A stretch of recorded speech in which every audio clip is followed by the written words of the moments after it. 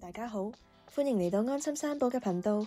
今集我哋會一步一步咁教大家點樣用安心三寶嚟製作持久授權書。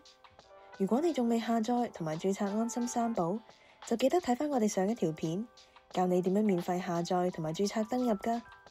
首先，打開安心三寶 App， 選擇語言，入到主頁，喺訂立新文件下面選擇持久授權書。製作過程分為3部分，第一部分先回答簡單嘅個人問題，第二部分係輸入文件中所需要嘅資料，最後就係創立文件、付款同埋下載文件。第一部分回答簡單嘅個人問題。首先，選擇你係咪18歲或以上，只有18歲或以上嘅人先可以製作呢份文件。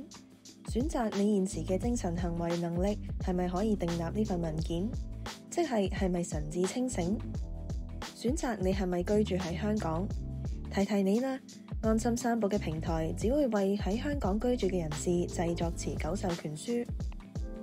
請選擇你大概有幾多資產，如果你嘅資產範圍超過100萬，我哋建議你尋求律師嘅協助。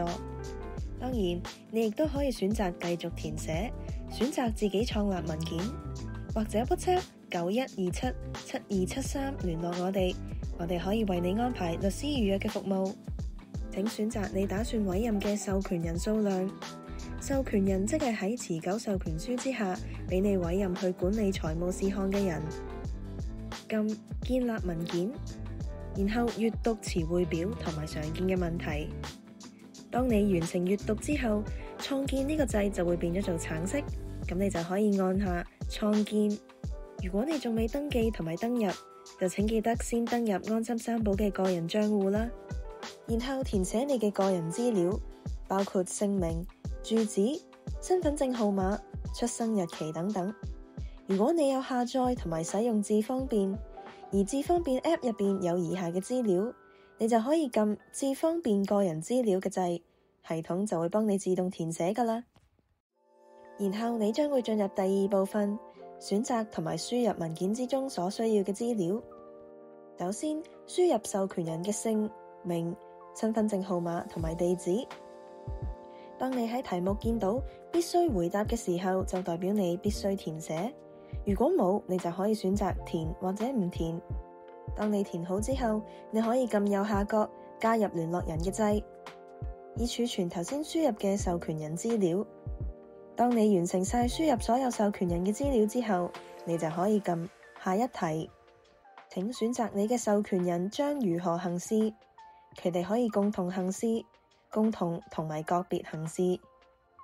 請剔選方格，選擇你授權人可以辦理嘅事情，你可以揀多於一個㗎。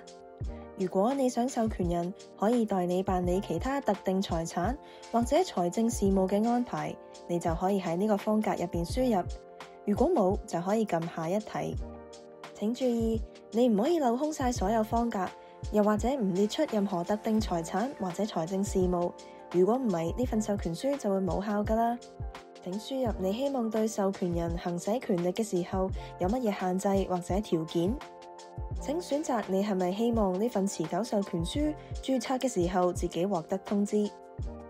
請選擇你係咪希望呢份持久授權書註冊嘅時候其他授權人會獲得通知。請選擇你係咪希望呢份持久授權書註冊嘅時候其他特定人士都會獲得通知。如果有嘅話，請輸入可以獲得通知嘅呢位特定人士嘅姓名同埋地址，然後撳加入聯絡人。你最多可以輸入2名需要被通知嘅人，然後你就可以撳下一題。請選擇持久授權書生效嘅日期。你亦都可以選擇當你變為精神上冇能力行事嘅時候生效。請判斷你係咪自行簽署。如果身體冇能力選擇別人代簽嘅話，就要輸入代簽者嘅姓名、身份證號碼同埋地址。最後就係第3部分啦，選擇創立文件，然後付款。我哋會收取港幣388蚊。請注意啦，呢388蚊只限製作文件，並唔包括任何文件嘅見證費。選擇最適合你嘅付款方式，然後按系統嘅指示付款。你可以選擇下載 PDF 檔案或者 Word 檔案。文件如果冇下載，就會喺1年後自動刪除。